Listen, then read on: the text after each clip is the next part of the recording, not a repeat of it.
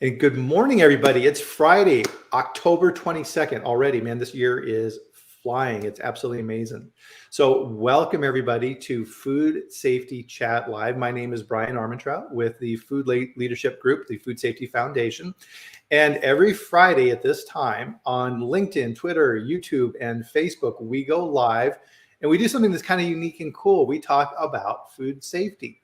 And if you're new to the program, welcome. One of the things that we like to do is in the chat, give us a shout out and say hello to us and let us know where you're from. I am in Loveland, Colorado, USA, and it's absolutely amazing around the world how many different people attend and watch this. So it's really, really super cool. And what's fun about this and what's really neat and unique is this is not a presentation. We pick a topic every week. I bring experts in from all around the world to talk about that subject and take your questions and have a discussion. And it's an absolute blast. So I'm glad you're here. And today it's my very special honor to bring in Dr. Virginia Diebel from Diebel Labs. Welcome, Virginia. Welcome. And Virginia and I have known each other for a little while now. And Virginia is one of the best people I know. And if you have food safety issues and concerns and things like this, of course, in the field of food manufacturing, FDA, USDA, everybody knows the name Diebel, and that they do an absolutely amazing job. And so, Virginia, thanks for joining us. Really happy to have you here. It's my pleasure. And so one of the things, Virginia, that I was trying to do is, okay, well, we need to do a bit of an intro here so people who don't know you can do a bit of that. And trying to narrow down your bio is hard. It's really hard. And so it's like kind of what I came up with is you're the Chief Scientific Officer at Diebel. And from your background, then you do consulting with BRC, you're doing training with, of course, with the PCQI and the International HACCP standards and these type of things, as well as investigations, right? And so when we were talking earlier this week, we really kind of zoned in on that piece with the investigation side of things. And that is really, really helpful because when companies get into trouble, they haven't done something quite right and they get a 483 and things like this, a lot of times they don't know what to do. And that's our topic for today is going to be that investigation and how to do a good one. And part of this too is what not to do. And I've been guilty of this as well. So we'll kind of jump into that topic. But first, and so anybody who joins us on these broadcasts, Virginia knows, I tend to jump over the most important part of our chat. And that is the simultaneous sip with everybody. So please join Virginia and myself in the ceremonial drink of your favorite beverage. Here we go. Good morning, everyone. Kampai. I have coffee. What do you think, Virginia? Oh, coffee, 100% all the way. Yeah, me too. Jose, when Jose is on, Jose Sabal, he enjoys his cup of tea. So he always has his cup of tea in the mornings. So what's really cool, and with the food safety chat, we've been doing this now for just about a year, Virginia, if you can believe it. And with that, there's something I'm really, really excited about. And you can kind of see it's been up here in the banner. I'm trying to get my pointing finger correct here. There we go. is the sponsorship. I have a sponsor. So EAS Consulting Group is sponsoring the food safety chat now, which is absolutely amazing. And I work with them. Of course, if you're in the food industry, they have some amazing names associated with EAS. So Alan Saylor ran the food division for quite a while. He's now retired. Tim Lombardo, who of course we work with as well, yes, is now running that division. And that's the funny thing with the food industry, isn't it? It's a very, very tight-knit group of people, and we all know each other. And that's one of the things I really like about that too. But with one of these things, with the sponsorship with EAS and giving access to their teams, of course they do consulting and they also do a lot of training as well.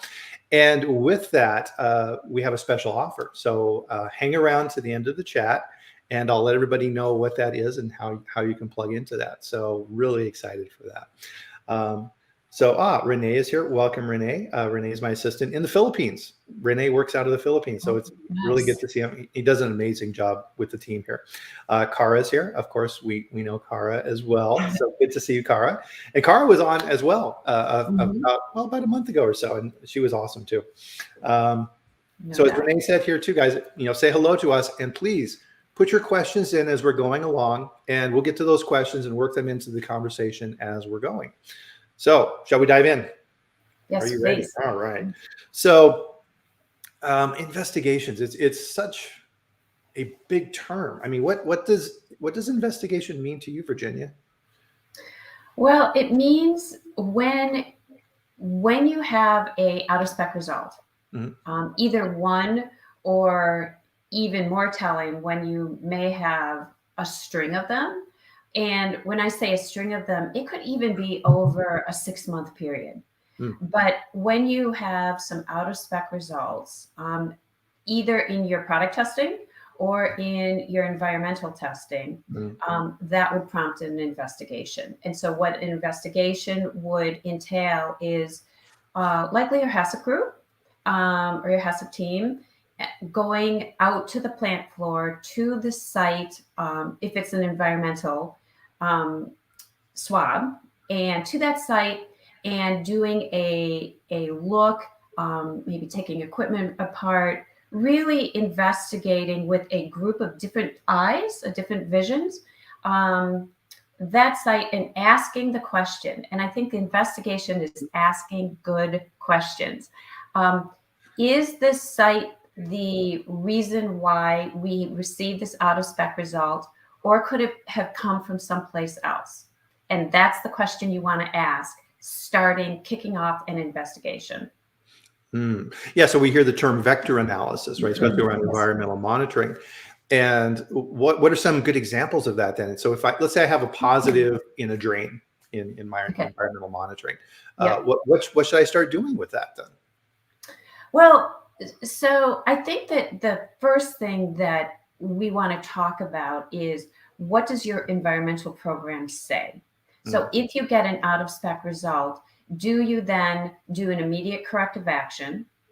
And then do you, which usually entails something like retraining your employees, which usually means something like cleaning and sanitizing that area.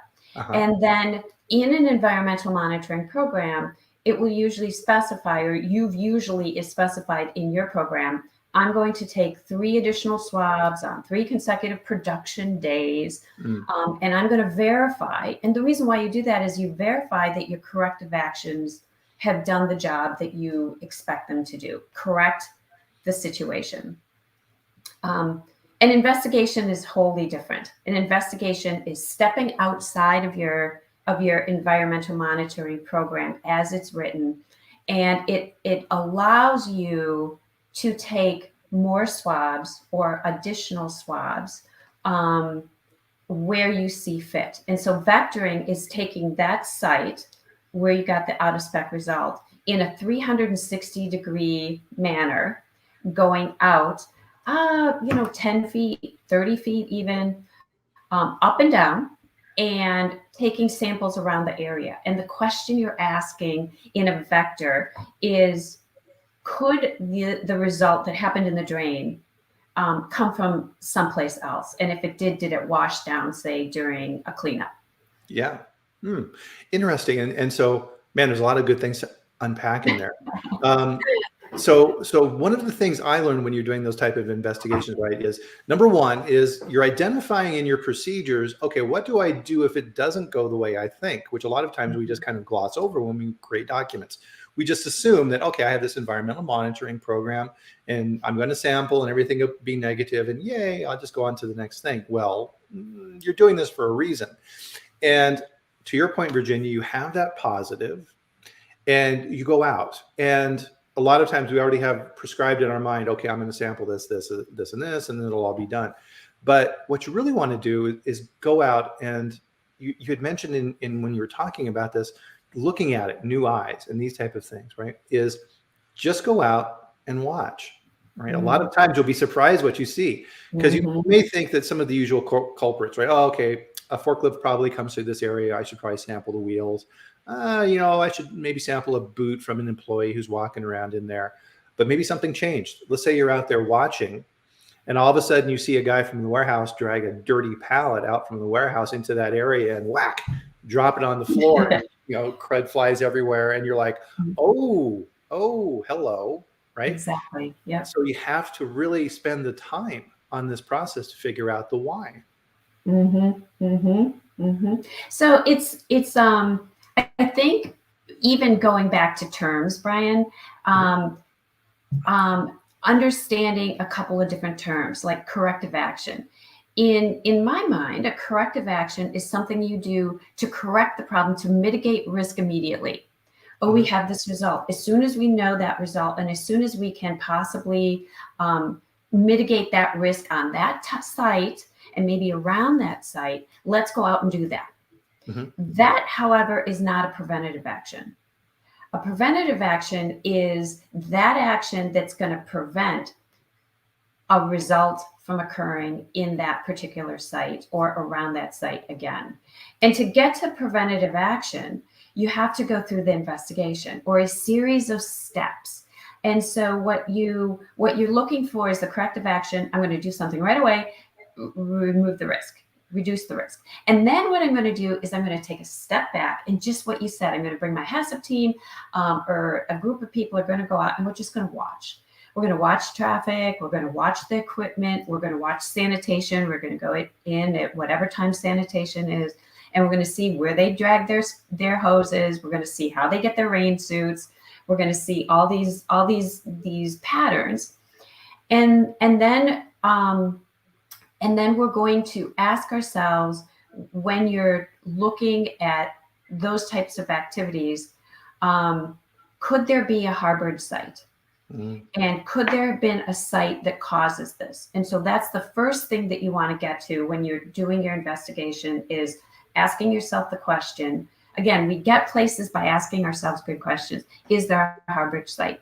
And that is part of what some of those vector samples are asking. Where are other sites that could have caused this? And is there a group of cells that are lurking in our plant that have been there for a while?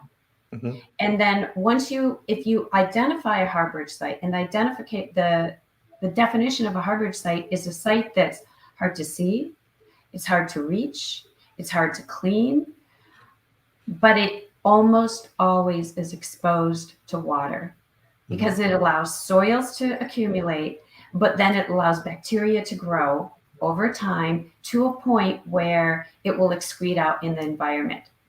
And that's why you can have a result that occurs maybe in June.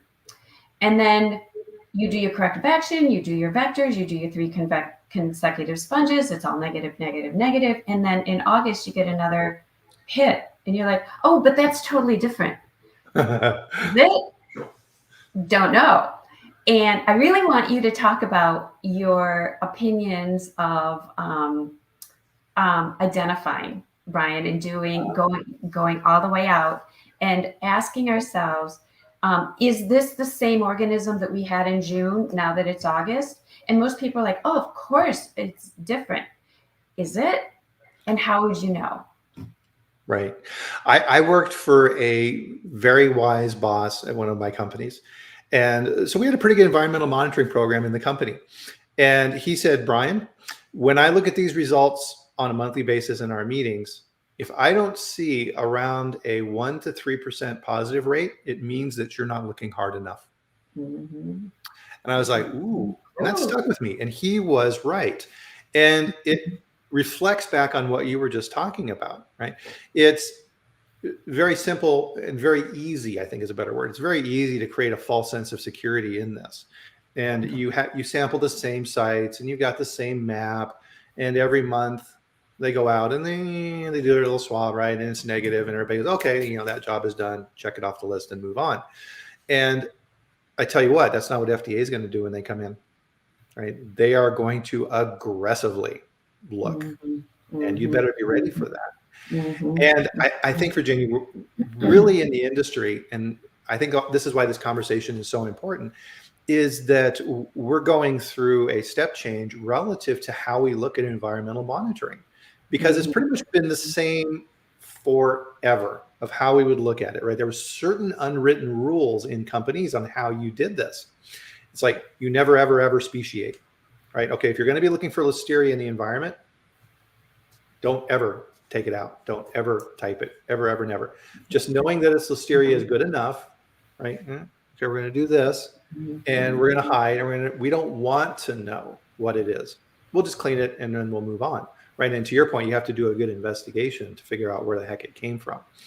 And that has completely changed, right? And FDA is really up their game on this. And so people who are familiar with me and the things that I harp on, this is one of those things. And FDA came out in 2021 with their new investigations operations manual.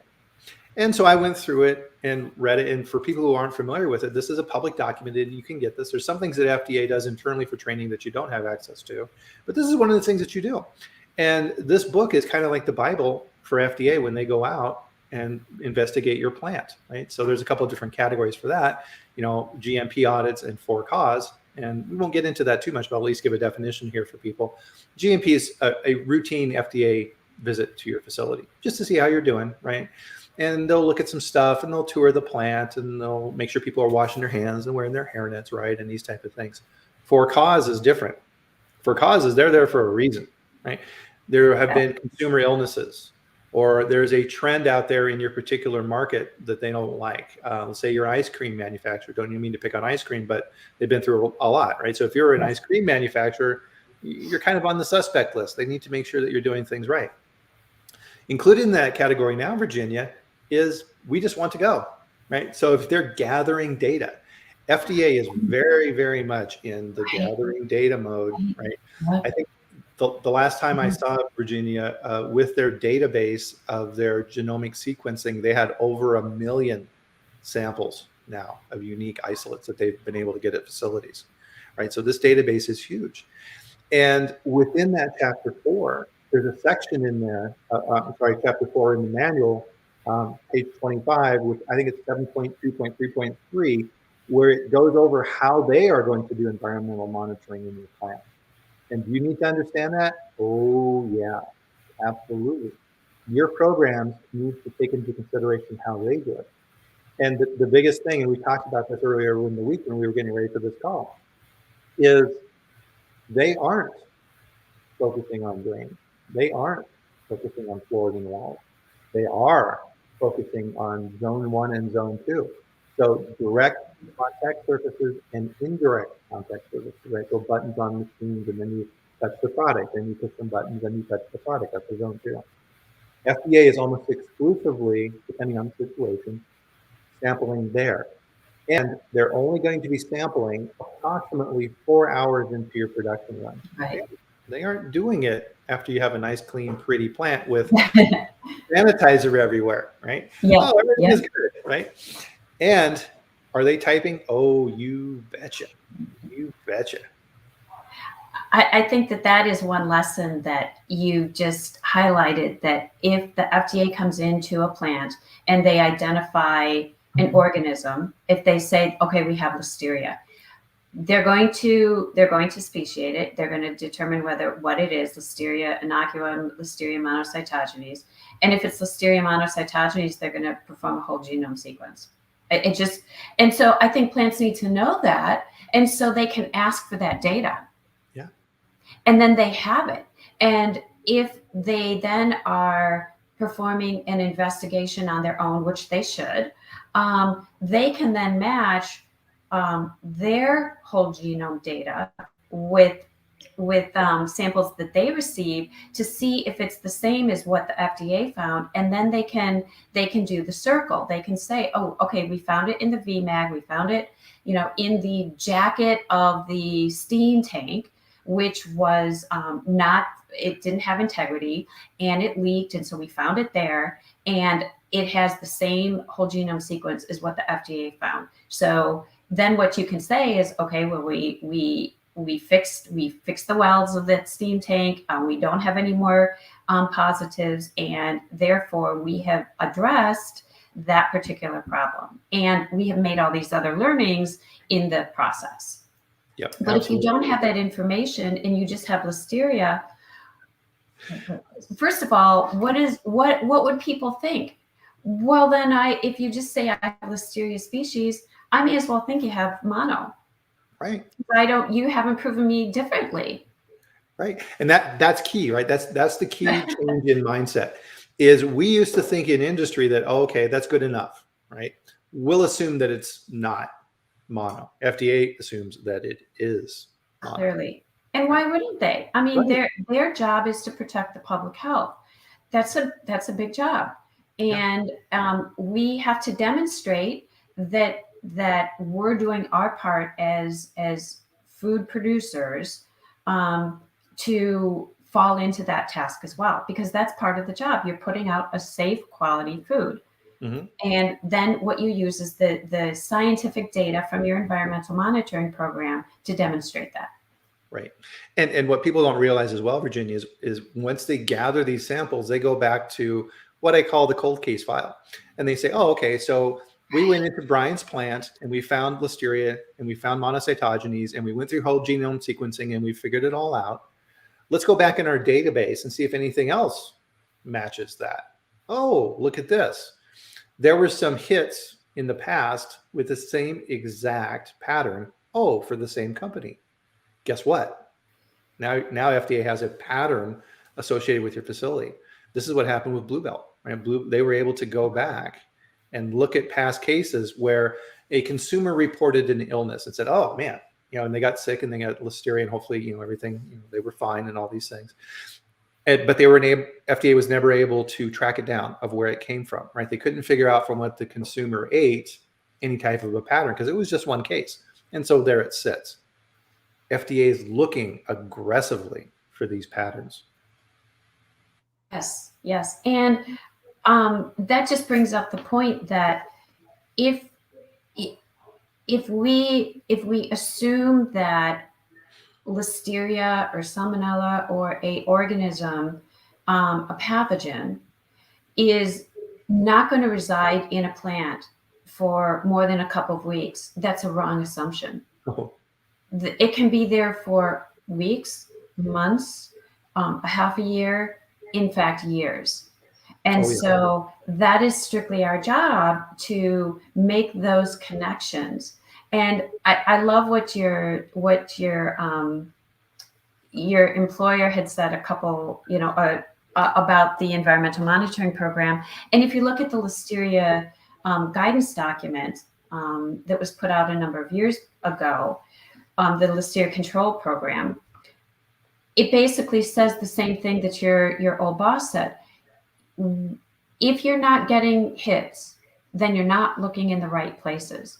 And so if you say, look, it's been 2 years, we've never, ever had a Listeria hit, well, then you need to reassess the sites that you have and look at your site plan and reassess your site plan because it's there. And it's not the question of if you're going to find it. That's not the problem. The goal is to demonstrate to yourself, to your clients, to your management, and to the FDA that you know how to address a situation when you find it.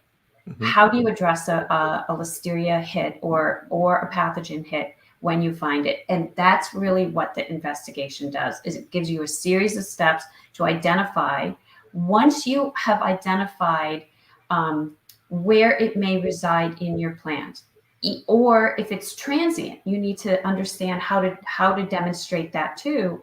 Mm-hmm. Then you can go about determining how to do the root cause analysis. So if you have it in the drain and if you find it in a VMAG, it's because you may not have disassembled your equipment for sanitation to the greatest extent. You may not have had a preventative maintenance plan that reviewed welds, and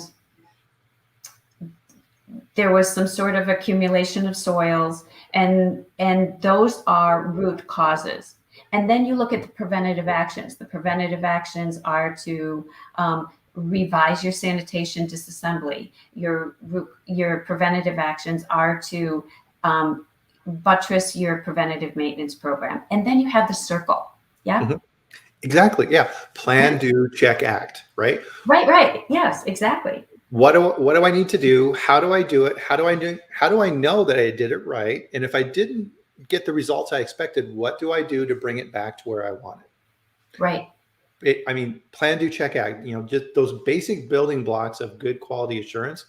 People gloss over those, right? They want to do the fancy things, but it's the basics that get you where you need to be.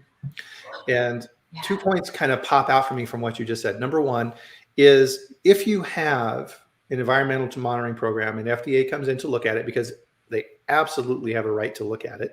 This is going to be part of your food safety plan. If you're ready to eat, if you don't have it, oh boy, you're in trouble there, right? So they're going to look at your environmental monitoring program.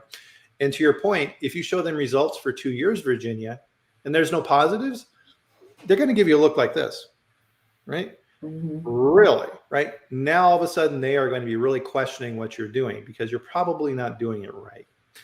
And the other piece of that then is, when you find things, and everything that you said, it was absolutely 100% right. It's really, and some of the things I always tell my clients is, it's one thing to write the procedure and just put it in front of somebody. If you're just doing that, you're really messing up.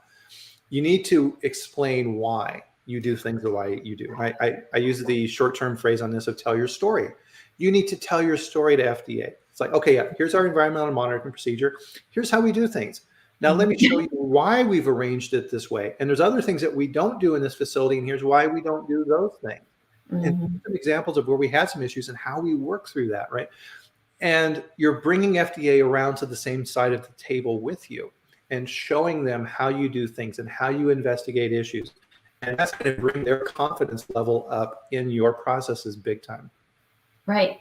I really strongly believe that demonstrating activities through data is an important criteria, and all, like you said, the details. And so I think when we look at, say, an environmental monitoring program and we start splicing it apart, if you look at the site list, I think that's one of the most important activities that a plant can go through, is to generate their site list. And so having 50 sites on your site list that you take once a month, and you take 3 samples, that's not going to give you the confidence that you need to say so the whole reason why we're doing the environmental monitoring program is to demonstrate that our food safety systems are working effectively as they're written, as they're executed, and as they're monitored. And so if we don't have the data to demonstrate that through a robust site plan, then we can't say that our food safety systems are effective. Yeah. So 2 good points come out of that for me is that, you have a map with a bazillion sites, and you only get to those sites once every year. How can you find trends? Right. That gets back to your comments around preventative controls. And okay, I keep getting hits for this one site. Why? Right. The other side of it is, you have the same 5 sites that you've been testing for the last 20 years, and they're always negative. Right. And the sanitation people, right, they're right? They know where you're sampling, right? And they're okay, we need to make sure and clean extra well in this area, because we don't want to hit from this, because that means extra work for us, right? Type thing. So that site map, super, super important. Good morning. Susan from Botswana. Wow. Awesome. Look at that. Wow. Wendell, hi, Wendell, good to see you. We have Martin in Phoenix. We have a guest in Brush out here in Colorado with me. Tim in Minneapolis. Welcome, guys. So at this point, too, I kind of wanted to reflect back on this and make kind of a good morning, Brian. Good to see Brian here. He joins us most weeks, and it's always great to have Brian here. Part of this, right, and this kind of gets back into this conversation, is the advantage of using outside expertise to help you with these things, Virginia, because we may not be, smarter than you. We're just different eyes, right? We're able to come in, experts are able to come in and look at your facility and ask these type of questions and say, are you aware of the changes with FDA and how they're approaching their environmental monitoring when they come in? We need to look at these type of things for your systems. And bringing in expertise to help you with these things is super, super important. So, companies like yours and EAS Consulting and things like this at EAS, and I do consulting with EAS, and there's over 100 consultants who work through EAS. And I think the average is well over 20 years of experience with that. And I know I was guilty of this, Virginia, right? When you work in industry, you think you need to solve everything yourself and you have to figure it out yourself. And it's all, I got to do it, right? Causes all kinds of stress. But in reality, if you bring in an expert who already has a plan on how to do this and can teach you and show you and guide you and mentor you, man, you can save yourself a ton of grief. And you can look at the cost of that versus the amount of time you're going to waste over the next year working on that to solve that. I mean, yeah, always consider expertise to help you with these type of things. And it's part of the reason why we do these chats, right? Is to help spread that expertise. Oh, exactly. Exactly. And sometimes the consultants like yourself will have gone to many different industries. So you could go to the produce industry, you could go to the dairy industry, and you can bring best practices, because food safety, I mean, Listeria is an amazing organism. I have tremendous respect for Listeria, but I will tell you, it doesn't do things differently in produce than it will in dairy. Yeah. It's an equal opportunity contaminant. Yeah. And we kind of brought it on ourselves, right? With the advent of refrigeration. And, Right. we created this new way to transport and store food and keep it fresh. And Listeria, which wasn't good at competing in the standard environment, now had a really awesome environment. And they're like, yes, I am king. I rule this now, right? And yeah, I don't grow fast. And yeah, I'm easy to kill, but I'm here, right? And wow, huge wake up for the industry, right? And that's what is amazing in what we do is microbiology and all these type of things. These little buggers have been around a lot longer than we have, and they are persistent, right? They're going to figure out a way to get in, right? Absolutely. I And want to go back to a point, Bryan, that you said about the site plan and how many times you take a sample, and that's such a really important point.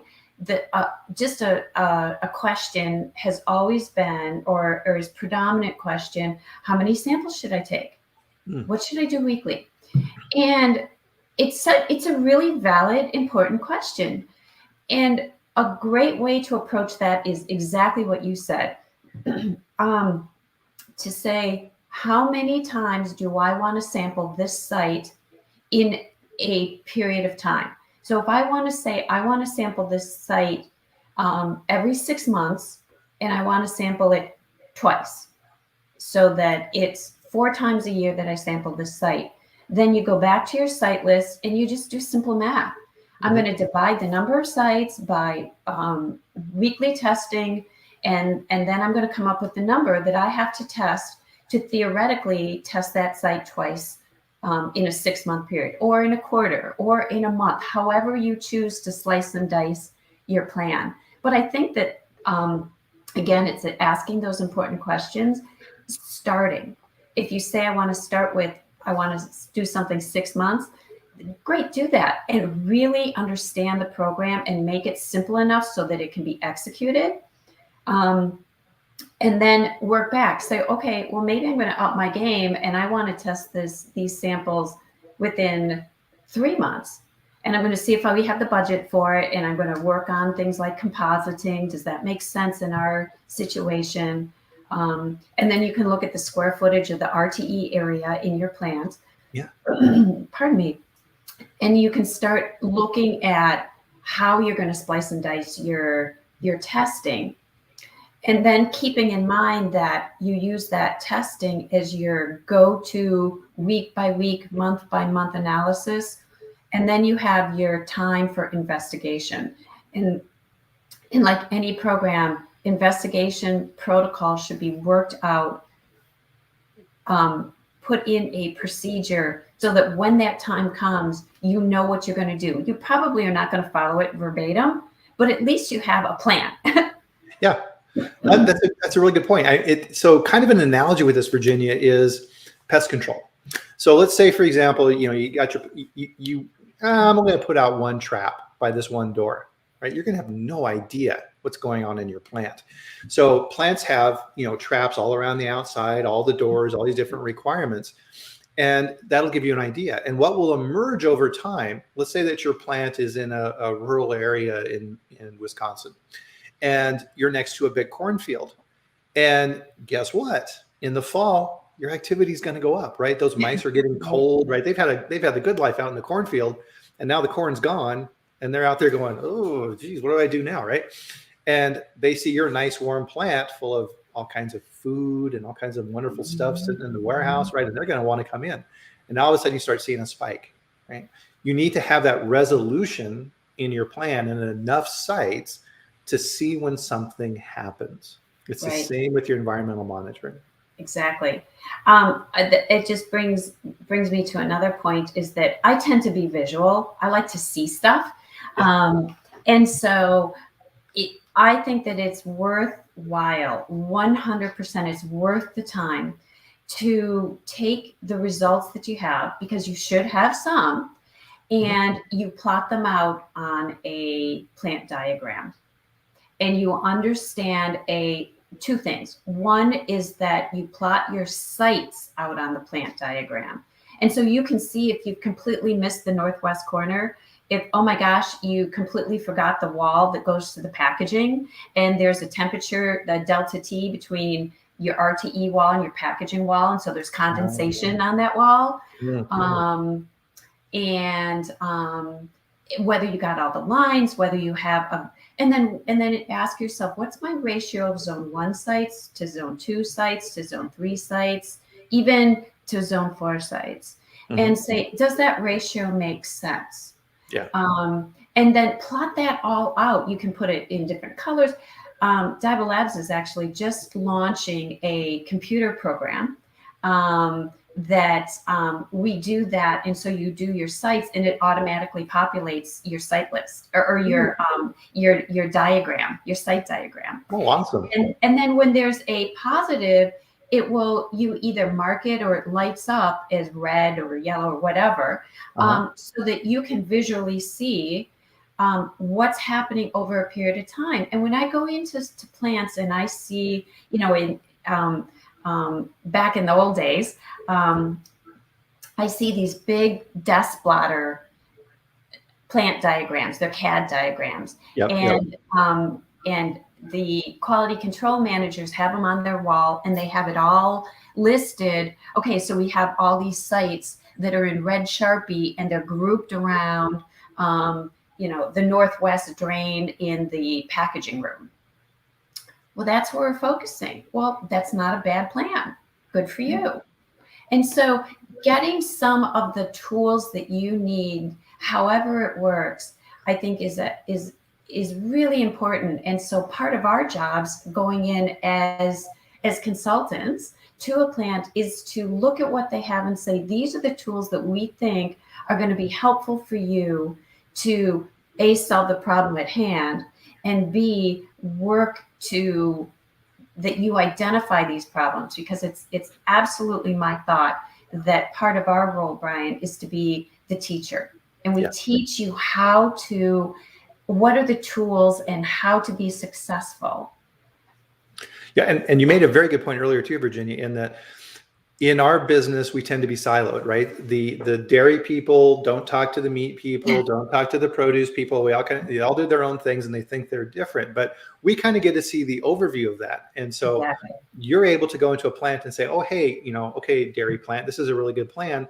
I just learned something from a produce company I was at that's going to help you with your plan, right? Because to your point, listeria is listeria, right? It has parameters that it requires, and it's going to behave in a certain way, and it doesn't care what the food is, right? As long as that criteria is met, they're going to town. So if people want to learn more about this really cool tool you were talking about, can they reach you at your email and get some more information? Or Yes. So everybody, that's on the screen right there. I want to learn more about this. This sounds really cool. It's really a great tool, and it has a big component for investigations, because that, I think, is something that's kind of a black hole right now. Like, what do you really do when you have a positive or an out of spec result? What are the steps we can take? And it's my thought, Bryan, that you said, we're just going to say listeria, and we're not going to look, and we're not going to test zone 1s. Oh my gosh. But if people have the confidence that they know what to do when there's a result, they know the steps to take, They've done it a couple of times. The team knows the steps. They know the whys. It's not going to be so frightening for them. They'll have confidence to march into their program and say, we don't like it when it happens, but we know what to do when it does. Yes. So quick little funny story on that. And then Martin and Joanne. Hi, Joanne. Good to see you. We'll get to your questions here in just a sec. So part of this that you need to remember too is sampling technique. So maybe the person who's doing the sampling doesn't really understand how to sample. A previous company I was at that purchased lots and lots of milk was having some issues with weird micro counts on incoming raw milk from one particular route. And we're like, God, what's going on? Why is this? Why is this? Right? The investigation piece you're talking about.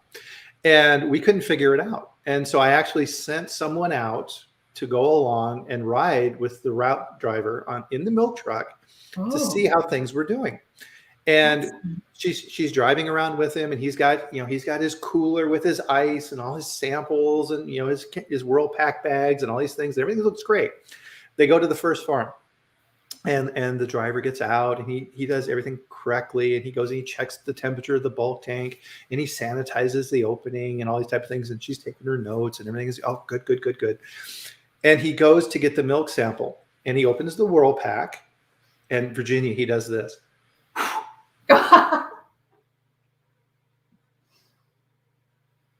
and my quality person went, oh, what? And the guy's like, what? He never even gave it a second thought, right? It could be something as simple as that. Yeah. It could be, right? So make sure that the people who are performing the test are doing the test correctly. Isn't that awesome? Oh my goodness. So Martin had a question here for us. Thank you, Martin, for the question. Is it possible / credible to have a cleaning, sanitation, disinfection program that prevents El Mono to grow at all in drains and walls and walk-on coolers? And would this be credible to FDA? What are your thoughts on that? Okay, so the short answer is yes. It is possible to have a cleaning program that prevents, and I'm going to switch your words around a little bit. So I'm going to take some liberties with your question, Martin, but it is possible to have a cleaning program that prevents the accumulation of soils and thus listeria. Mm-hmm. And one of the things that I know Cara Baldus from Hydride is on and listening, and she's going to roll her eyes because she's heard me say this a zillion times. But what we're really looking for is, remember what I said in the beginning, is that a harborage site has a definition, and one of the definitions of a harborage site is that it is always exposed to water. And so one of the things, Martin, that we really are looking for is we're looking for hermetic sealing. And so what we want is for the areas in a plant that are exposed to water have hermetic seal, so that the water is not going to penetrate into areas that sanitation cannot reach. If that's not possible, then the sanitation program has to include a disassembly so that you can actually go into a site, physically remove the soils, physically remove the bacteria, and then get in there, follow up with a sanitizer. Yeah, so possible, very difficult to do. Very difficult. I worked in medical device for a couple of years when I first got out of college, and I worked in a clean room, class 10,000 clean room. And we were constantly fighting aspergillus in that clean room, right? So it's bacteria are tricky, right? They're going to find a way, right? It's a numbers game. So it's to Virginia's point, which I agree with, right? It's possible, but yeah, you have to be very aggressive. And it depends. I'm sorry, Brian. It depends on the bacteria. And so, or the microorganism. So for example, with aspergillus, which is, it's a mold, then that's a completely different animal, if you will. than Listeria or Salmonella. And so that's part of, in our environmental monitoring program, we go back to saying, what are we going to monitor? And then we go back, what we're going to ask ourselves, what are the risks? What's our risk assessment say? Yeah. And that's what we're going to monitor. And then based on what we're going to monitor, then we can look at Martin's question and say, is it possible through just sanitation to remove bacteria? And yes, it is possible, but the probable, just like what you said, the probable answer is to say, okay, let's get our maintenance group to look at HVAC. Let's look at our sanitation group to look at what we're going to, how we're going to clean the HVAC. Let's look at UV lights in the HVAC system, all of those types of things. But to me, investigations and probability of removal, the more people that are involved with a different vision from different departments is going to be your success. Yeah. So kind of the visual that popped in my head is a spectrum, right? So on one side of the spectrum, you have a terrible program and you have hits all the time and you don't do a good job of following up, and it just continues that way.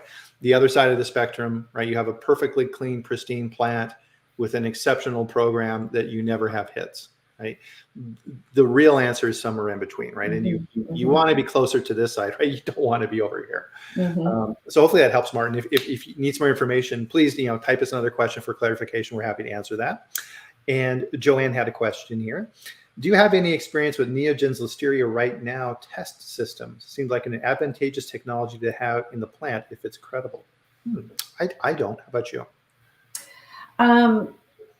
I don't, but here's what I'm going to say is that right now, what we're doing in the laboratory is we're verifying that the test kits are working for the matrix.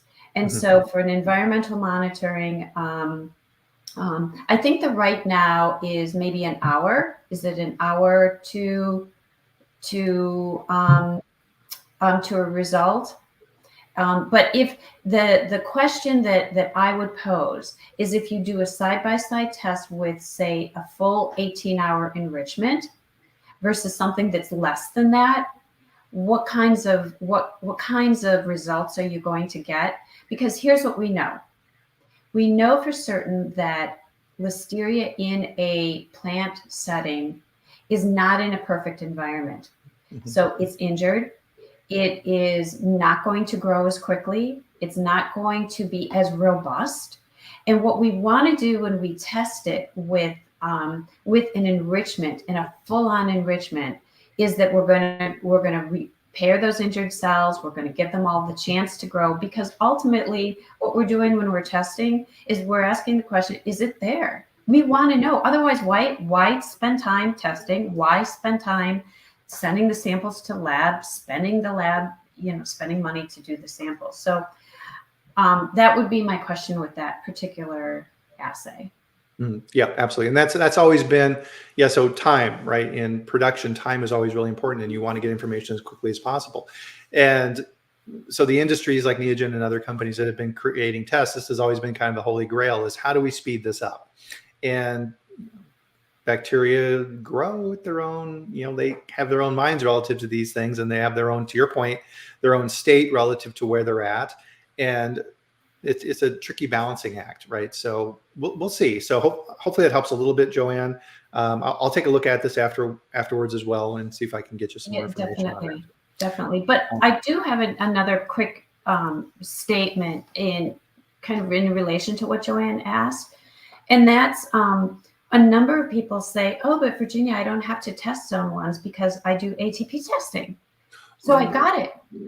And my response to that is that ATP testing answers one question: are there soils present?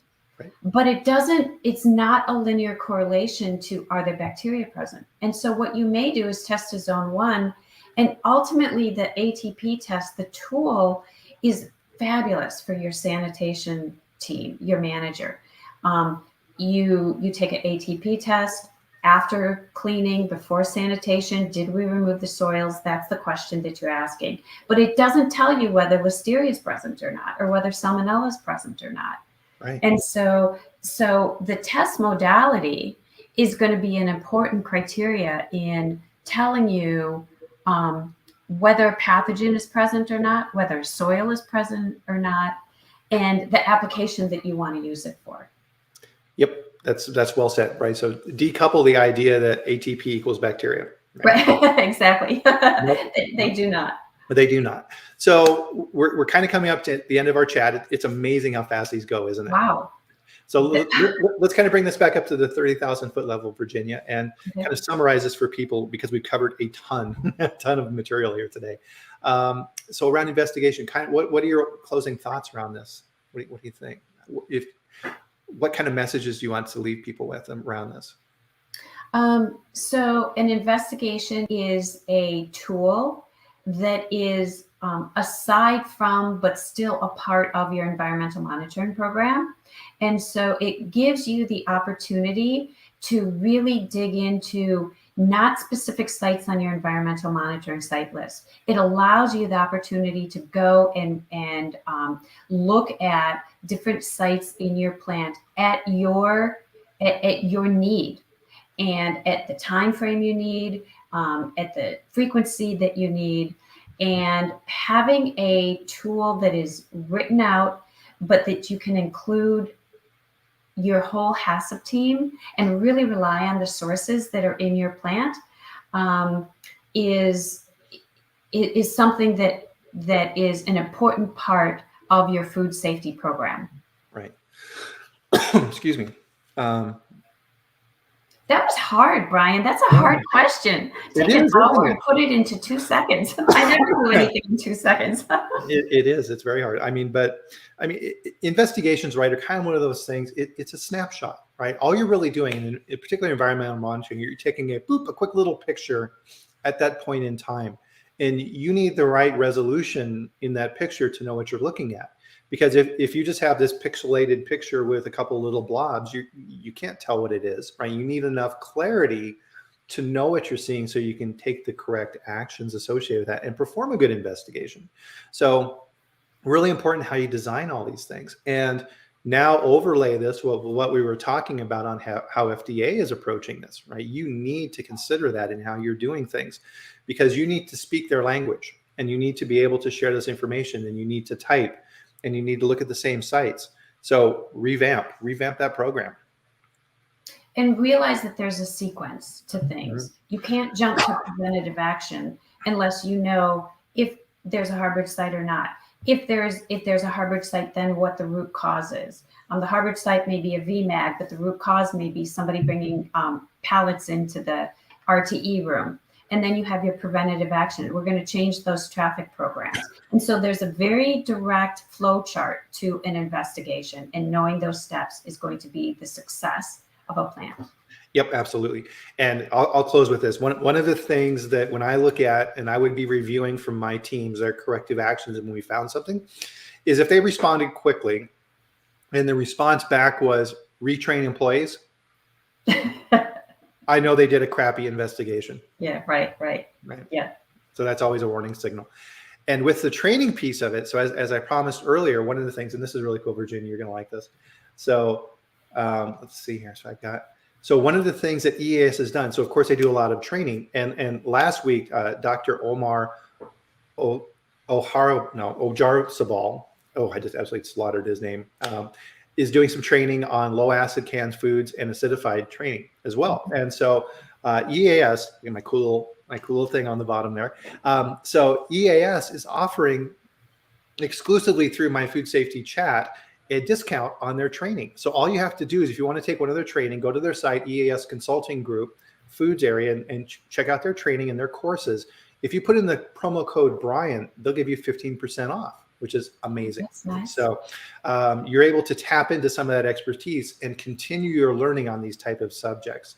So take advantage of that. EAS has amazing resources, as we talked about. So it's definitely something you want to take a look at. So hopefully you'll find a course you need, and then you can take advantage of that discount. So fantastic talk. Virginia, I wish we had more time to talk on this and get into this, because there's a million different ways we can go, but unfortunately we're out of time. So thank you very much for joining me. I really appreciated it. I'm sure this happens every week, Bryan, but that hour went so quickly. Oh no, it's Yeah. crazy. It's absolutely crazy. And to that point, we'll be back here next week again. So we do this every Friday. And again, we live stream on LinkedIn, Facebook, YouTube, and Twitter, and it's at the same time. So it's at 10 a.m. Eastern, 8 a.m. Mountain Time. And for our guest that is joined us from Africa, I'm not sure what time that would be. Wow. It's later in the day, that's for sure. But definitely. Oh, and Renee also pointed out in here too, we've started up a locals group, which is a free platform that allows people to talk about these things. So I post information in there on recalls and other things that are going on in the industry to help keep you up to date. And that's a free service. So please join us there as well. So thanks everybody again. Appreciate it, and enjoy your weekend. Enjoy this wonderful fall weather, and we'll see you back here next week. So thanks, Virginia. Thank you, Bryan. All right. Thanks everybody.